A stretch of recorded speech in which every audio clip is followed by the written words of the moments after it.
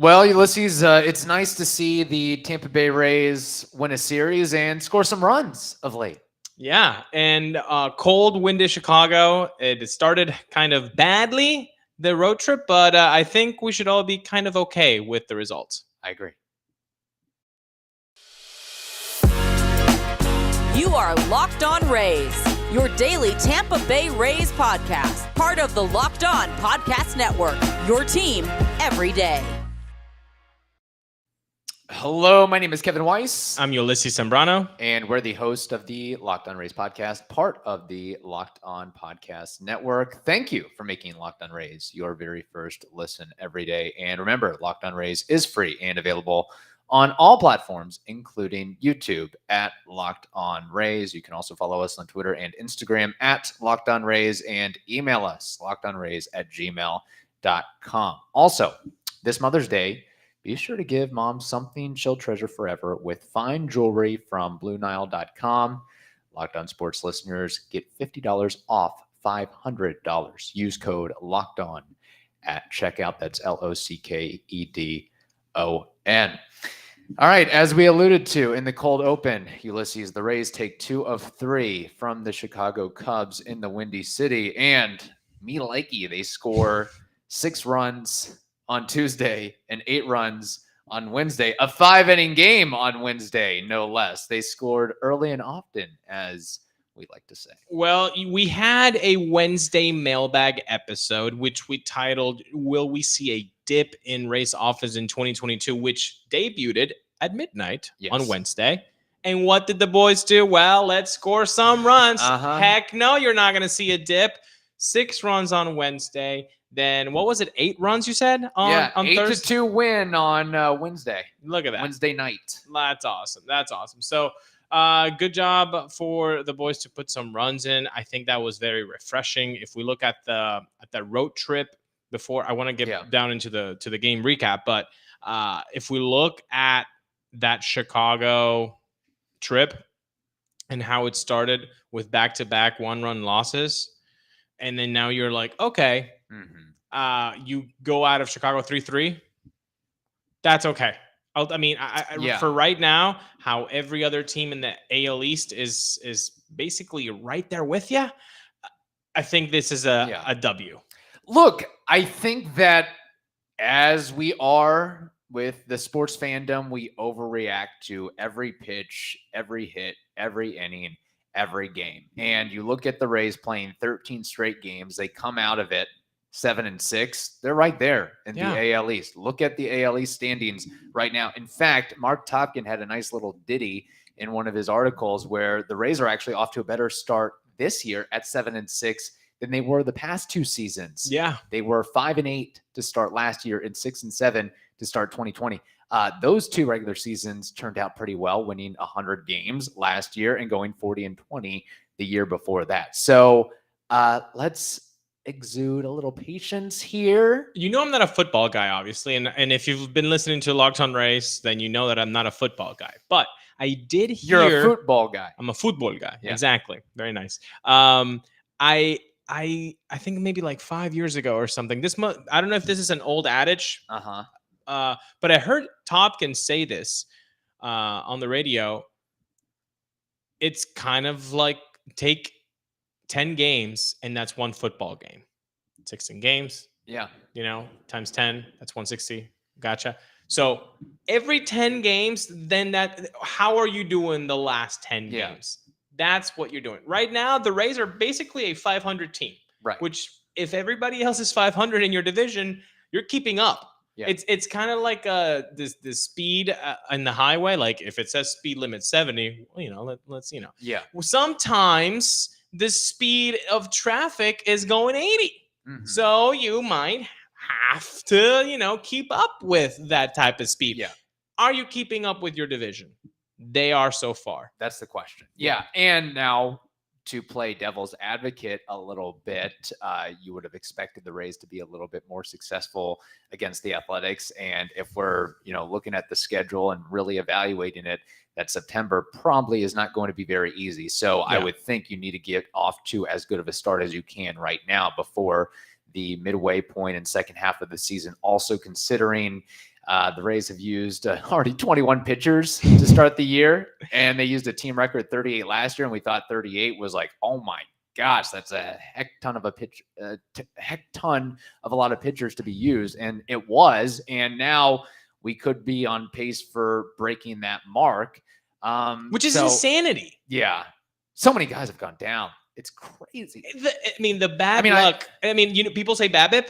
Can you have a BABIP stat of IL guys? Because the Rays would be pretty up there. Patino, Yarbrough, Boz, Chirinos, Glasnow, McKay, Chagua. Am I missing anybody? Fairbanks, yeah.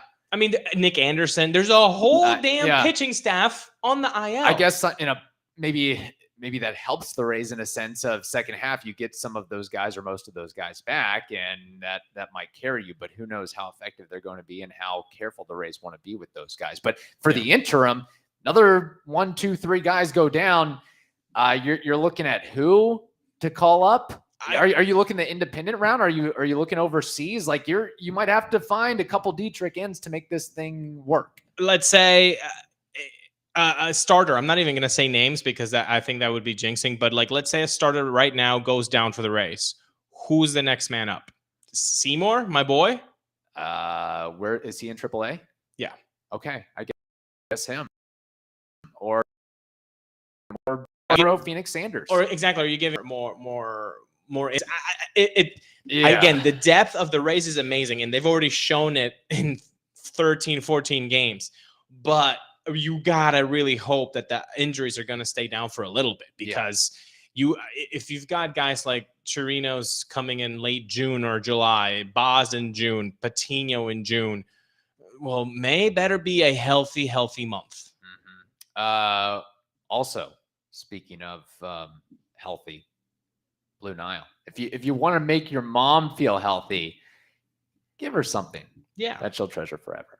With fine jewelry from BlueNile.com. That wasn't the best transition, but it'll make her feel healthy, and more than one way to put that. So, by the way, Locked On Sports listeners can get $50 off $500 with BlueNile.com. This podcast exclusive is only good through Mother's Day. Should note that. And be sure to use code LOCKEDON, LOCKEDON. That's code LOCKEDON.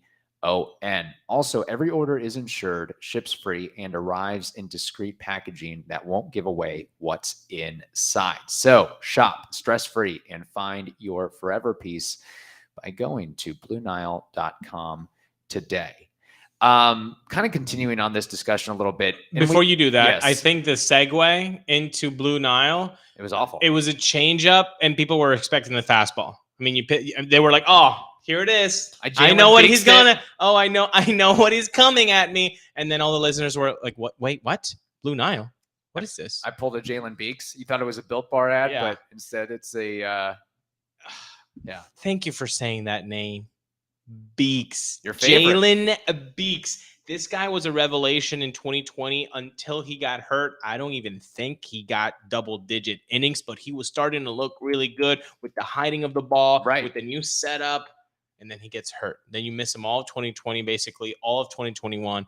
And now that he's here, he has done nothing but perform. 7 1/3 innings pitched, 2 hits, 2 walks, 11 Ks. Look at this crisp whip of .55 and the ERA at 0.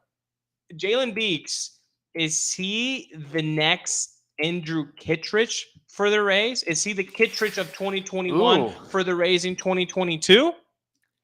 I think that's a good point. I didn't know where you were going with that as to if he gets some save opportunities. I don't know, being a lefty, but I am really impressed. I think everybody has to be impressed by what Jalen Beeks has shown thus far in the season. And let's remember, when he got hurt in 2020, which was a disastrous injury, if you go back and look at those highlights, it's like, it was very, it still kind of crawls in my mind because that was against the Red Sox, and he was pitching, he was turning a corner. It was like he's doing things well. He's not Jalen Beeks of 2018 or 2019. He's growing, he's learning, he's maturing, he's finding what works for him. So to see him, deal with the rehab and battling back from injury and to, really be so impressive so far this season. And you look at the numbers, they're all terrific, but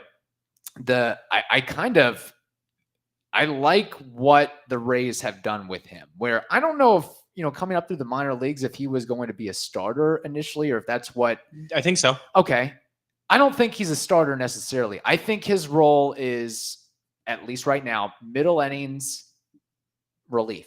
Give you 2-3 innings, get through the order once. And if you look at what he did in his past, he was more of a fastball first guy, and then, kind of throw the kitchen sink. Like I think he was working with 5 different pitches at one point. Now he's tapered it down to that changeup that's been so good, that four seam that is getting a ton of rise on it. And I think he has a cutter now too. So instead of, trying to toy with 5 pitches, he's got 3 that he's using, 2 that he can really go back and forth. I mean, he throws the changeup more than the fastball, which is kind of amazing. Yeah. Well, again, when you've got something working so well, why mess around with it? And now his pitch, not the sequence, but the usage, exactly. The percentages of each pitch is working very nicely. So no, I am super happy that he's back. I think that's when you talk about the Rays depth. This is a guy that he's injured. And we talked about it on the first segment. Look at all the other guys on the IL. Right. I mean, you could get a Nick Anderson healthy back as a trade acquisition. You could get a new starter in Johnny Chirinos in July. Yeah. You have to be patient. And I know that it's very difficult as a fandom to practice patience. Yeah. But that's exactly where we are right now. The team is trying to get their foot in. Some guys are being successful right now. I mean, what Ji-Man Choi has been doing incredible. Wonder Franco. Yeah, I do want to talk. Can we talk about that in the next segment? Can we let's talk about that in the next segment. But let me say this about Jalen Beeks. So before he got injured in 2020, was he touching 95, 96? I don't know if I remember quite that velocity. No. I always thought of him as a 92, 93 93 guy. Yeah, me too. That's exactly. And now with that carry on the four seam. It's the setup. I think that the way that he now is facing the dish, the way that he's preparing, he's using that torque and then hiding the ball very efficiently. I mean, he just looks so much more confident on the mound. And you started to see that a little bit in 2020, but right now I think it's night and day from when we actually got him. Yeah. In that Nady Eovaldi trading, 2018? Yeah. So that was I didn't like that version of Jalen Beeks, and I think he would tell you. He was young too. Like he was 24, 25. Yeah. I mean, he's 28 right now. Yeah, there's some growth. Yeah. I dig what he's doing. And what's great too is normally you say you want 8, 9, 10 miles an hour difference between the fastball and the changeup, but he doesn't really need that because there is so much of a, I guess, difference in verticality between the four seam rise and the down and away break of the changeup, and then he can kind of mix in that cutter when he wants to. Like, I guess that fastball is playing so well that I remember seeing a highlight of him throwing to Cedric Mullins. Cedric Mullins, very, very, very good hitter. Yes, all-star. And he missed his spot.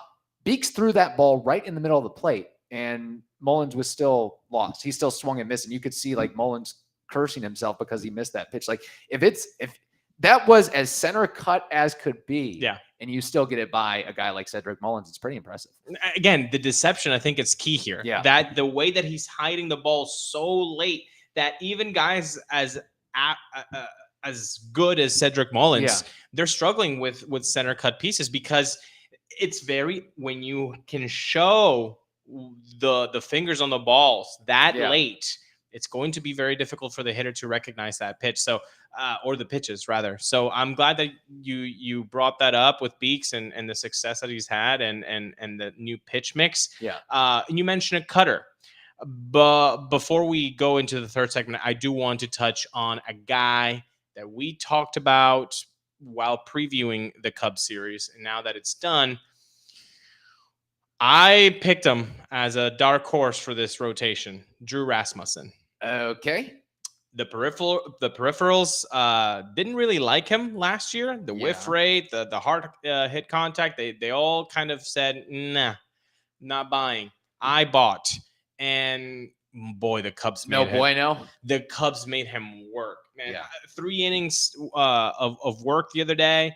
What was it, like 80 pitches in 3 innings? The pitch count was 79. Yeah, right on point. 79. I mean, they made him work, and I understand that he's trying that cutter, and basically he's halved his fastball percentages of 65% from last year, and now it's like 32 and 33%. The 32% is the four seam, and then the other 32% is the cutter or whatever. Like, he just basically halved it.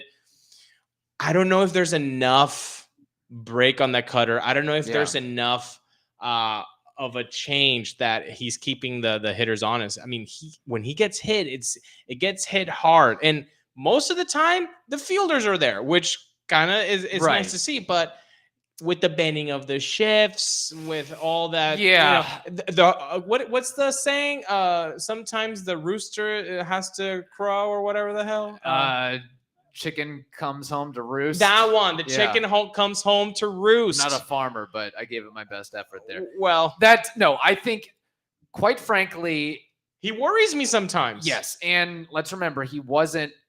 I said last year that he was pitching so well in 2-3 inning spurts that, hey, put him in the rotation, see how it goes. The Rays did that, and it did work out for a spell. But I think it might get to a point when the Rays actually get some of their pitchers healthy again, starter, that they can Jalen Beeks-esque role. It just seems like, look, the Rays were lucky that game was 5 innings, because Raz only gave you 3, and it's you got to save this pitching staff some way, some shape, or form. So being able to have a 5-inning game, get a W, get out of Chicago, and have an off day really helps for this weekend. Resting your bullpen against basically for 2 days. Yeah, you're gonna have a Red Sox series coming up, which we'll talk about it on the next episode on Friday. But he gets me worried. The fastball gets hit, man. Yeah, and it's got good velocity. No, it's got to be the straightest fastball. It must be coming out of the hand, and they see fastball right away, because it's a 98. He gets hit hard. He doesn't throw strikeouts. He gets into deep counts that he can't get out of. That's what I'm seeing. Not a lot of whiffs, not a lot of chasing on that It gets hit, man. Yeah, and that concerns me when you are going to have to pitch in the AL East. You're going to have some good lineups. And I guess it's better to be a right-handed pitcher than a left-handed pitcher against some of those lineups. But I mean, if the Athletics are seeing it, if the Cubs are seeing it, I don't know. I'm worried. I hope that if we can see it as clear as day, then obviously the Rays are seeing it clear as day, and they're trying to work a way out of it, because it's obvious. He's getting hit, and he's been very lucky so far. Right. And basically the whole stat line from last year and to this year, it looks nice. It looks crisp. Just wait till the weather heats up too. But I know some people hate the eye test, but guess what? You watch a baseball game, right? If you disagree with this, what are you seeing from other hitters when they face Rasmussen? Is it hard hit contact? Are they whiffing? Because if you're seeing those things, if you're seeing that they're whiffing, if you're seeing that they don't make hard contact on them, then I got to tell you, you got to go to the optometrist. Yeah, I don't see many swing and misses. No. Just like I see that Rasmussen is getting hit hard and he's not really fooling anybody. Like, on the flip side, Wander Franco isn't getting fooled by anything. Like, he plays like it's adult softball. Like, anywhere he can hit it anywhere. Yeah, he's gonna get a hit. Like, he's gonna go 3 for 4. He's gonna go 2 for 5. That's what he's gonna do. Like, it's amazing, which we will touch on. I do want to ask a question though. Yeah, I'm thinking about putting a bet. That Jalen Beeks will garner a save this year. I know that might not be his best role, but I think there might be a place to go do that. And you would be correct. Okay. And that would be betonline.net, which is your #1 source for all your betting stats and sports information. Find all of the latest sports developments, league reviews, and news, including this year's basketball playoffs and the start of the Major League Baseball season. BetOnline is your continued source for your sporting wagering information, from live betting to playoffs, esports, and more. Have you done esports competitions ever? Can't say that I have. I'm not that great at video games nonetheless, and I can't even I don't consider that a sport. Okay, that's a good topic for another day. Yeah. Head to the website today or use your mobile device to learn more about the trends and action. Bet Online is where the game starts. Kevin. Yeah. I think you might have gotten some people upset by saying that esports is not actually sports because it's an activity. It's a game, but it's not a sport. It's not a. Yeah, I mean, where's our definition of sports going? You know what? Brushing my teeth, is that a sport now? I literally. Oh my god. I go farther than you. I think on what is not a sport. I don't consider NASCAR a sport. Driving a car. Is golf a sport? I know you like golf, but it's an athletic movement.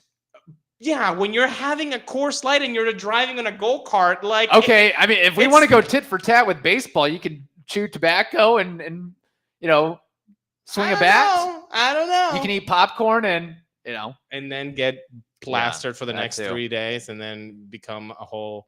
Yeah. Popcorn memories of October 2021. Anyway, you know who was in that 2021 bench? I don't know if he was eating popcorn, but he definitely should be eating some popcorn right now. And that's Wander Franco, baby. Oh my. Dude, this guy is unbelievable. He's like an esports character. Yeah. He is a video game. His life is a video game right now. Hitting is not that easy. It's the most difficult thing to do in all of sports. And this guy is just shooting doubles as a lefty to left field, a righty going oppo as well, showing some pop in Chicago. Right. It's amazing what he's able to do on the baseball field every day.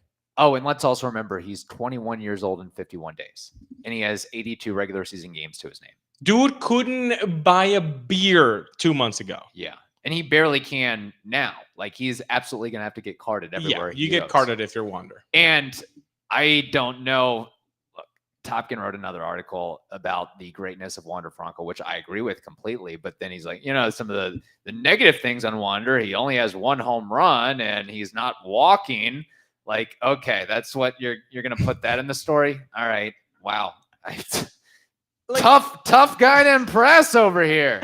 I mean, he's only 21 and fourth in MLB, all in MLB in average, tied for first in hits, tied for first in doubles. And quite frankly, I'd rather see what Wander is doing. Don't try to sell out for power. Go gap to gap. Yes. Honestly, I think it's just as enjoyable as seeing him hit a home run, like crushing a home run, as seeing him take a 95 fastball up and away and pounding it down the line the other way. He is a dynamic player. Why do you want to take that away? Because he's now launching angle bombs. Yeah. No, give me the doubles. Give me the triples. He's that kind of guy. He's the dynamic spark plug, except that he's not a spark plug that you buy for $8.99 in Walgreens. It's the one that's so fancy. It comes with like gadgets and crap. Yeah. And you're like, oh my God, it's $150. You're like, yes. Buy some $150 spark plug. He's going to hit over 300 this year, right? Yes. There's no way that a guy, I know 14 games or 13 No, games. no. I think it's not. It's not. I would almost say at least 315. At least 315. I know our prop bet is 310, so I'm okay with keeping it at 310. But yeah, he looks amazing right now. But again, nobody ever looks as good as when they're doing well. Yeah. And nobody ever looks as bad as when they're doing horribly. So, but I don't think Wander's ever going to go through those big slumps. He went through it as a 20-year-old starting the league. I know you were literally, Ulises, he was starting the league. I know, but everybody goes through horrible months, and he's going to have a month where he's down. Maybe down for Wander is a 230 average, and everything else is going to be a 350. So then he ends up having a 310, 315 average. But even Bryce Harper has horrible slumps. So. But here's the difference. Wander Franco doesn't strike out, and he has such a line drive approach. I don't know if you've seen like his expected batting average. It's insane. Yeah. So I don't even see him getting like BABIP'd. Like I see him. Okay, maybe he's gonna have an 0-for-4 game, but he can't. He can't. He's not going to have a Brandon Lau slump. I don't see that. I don't see that. No. Also, different bat approach. the eye and hand coordination, the quickness of the hands, the pitch recognition, like he doesn't get full. No. He does not get full. It's Every like at bat is must watch, Yeah. and I'm not a must watch bait. Like look, full disclosure, I usually tune in for a couple innings, tune out, go. But if Wander Franco's up, I try to drop everything. You have to. Yeah. It's must watch. If you're a baseball fan and you're missing Wander Franco at bats, you're doing yourself a disservice. I mean, the guy is unreal. And yes, I agree with you that he is never going to have a long period of not producing at the plate because of all the skills that he has. He will go dry. That well will go dry every year for some time. But the best thing that comes from some certain type of players, and I'm going with Miggy as an example, is that they know they're good. Yeah. And they know that the plate discipline is so good. The hand, you can be 0 for 4 for a while, but that doesn't just go out the window. Those guys are just made different. And Wander Franco right now is showing everybody that it's basically softball for him right now. It's again, if the Rays give a guy $180+ million at the low end, with you add in incentives, it could be $200+ million. They know, like, I am blown away, and I'm already willing to like fill out the Hall of Fame ballot right now. Like, I know it's super early. It's only been 82 regular. Watching him, transcendent talent. I mean, like there's guys that are like, oh yeah, they're good players. They're really good players. They're all-stars. He could be and may be well on his way to being a legend and establishing himself as a legend and putting himself in the conversation of those Juan Soto's, Tatis, Flag. Like, yeah, before the end of the season, his name is going to be thrown into that group, I would think. Whenever they have an ad showing Acuna, Soto, Tatis, Vladdy, Wander's going to be making those rounds as well, but not by the end of the season. I mean, he should, but I'm saying in the 2022 off season, you're going to see Wander Franco having that type of spotlight. And what's for sure. really impressive, well, not just impressive, but what gives me so much confidence, and it probably absolutely gives the Rays so much confidence, is how much he loves the game and enjoys the game and plays hard. Maybe to his detriment, where running out every ground ball, but he's 21. He can handle it. The work ethic is there. You've mentioned this. Like, some guys, they have that natural ability, but are they willing to put in that work day in and day out and get better? And Josh Saley didn't have it. Yeah. He could throw coins at people. But the thing is, like, I think Wander Franco, he might be the most talented player I've ever seen in a Rays uniform, and he also has the work ethic to back it up. I'm going to tell you something that how I think Evan Longoria is one of my all-time favorites. He gives me the same type of feelings of watching this guy, like where go back to your 2008 till 2013 days and seeing Longo, and then you're like, oh man, this is going to be a Hall of Famer kind of guy. Like, oh, he can do it all. That's the same kind of feeling I'm having with Wander. Every time at that, I'm watching it. Every time he feels something, I'm watching. I always am expecting really good things, and usually they come true. Yeah. That's insane for baseball, because if you're a Hall of Famer, every out of every 10, 7 will be outs, and you're a Hall of Famer. And the guy just seems to exceed expectations yet and yet again. It's been, again, only 13 games. You can put in the comments that we're overreacting, and you would be right. Yeah. However, I think this is going to keep going. Is he going to hit 400? No. But I think he's going to have a really solid season. I said in the beginning, over 310 for batting average, and I am expecting a 5-WAR season from Franco. And honestly, I'm expecting like a 7, and I've said that before too. All-star game. Yeah, he's going. Does he get more than 200 hits this year? I mean, he's leading the league right now. Yeah, I mean, by the way, he's had 101 hits in his first 82 games. 304 batting average, 843 OPS. That's stupid. 25 doubles, 6 triples. It's video games. It's esports stuff. See, that's the difference between Wander and we know what type of player Evan Longoria was and is, but Evan Longoria never hit 300 in a season. Nope. And quite often he would strike out more than 100 times. Yep. Wander Franco ain't striking out more than 100 times. And I would be hard pressed to find at least what I've seen right now in his first, half season in the bigs combined. I don't see him hitting below 290, 285 in a season. Let's hope so. So. I mean, he's been very fun to watch, and I can't wait to see him at the Trop in that Red Sox series, which we will talk about on Friday's episode. Yes, we will. Wander, you can give us money on the side for that soliloquy we gave you.